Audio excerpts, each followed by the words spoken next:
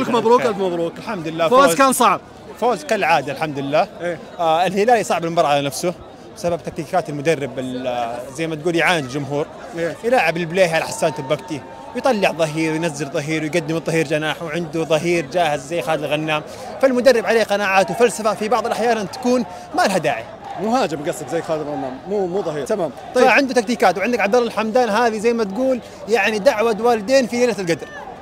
اللي هو الحمدان. لا هذا ما في، هذا يصير موديل، يصير اي شيء غير لاعب كرة قدم، بس لاعب كرة قدم مع كامل احترامي له. ما هو بلاعب كرة قدم ولا يمثل المنتخب ولا حتى يمثل الهلال، لاعب جدا بسيط في يعني لاعب والله ما انت اقول عنه صراحة، ما هو بلاعب كرة قدم. وش اللي صار؟ يعني حتى مباراة اليوم مع الشباب كانت صعبة، الهلال فاز بصعوبة، طرد كولوبالي، سيناريو كان صعب على الهلال.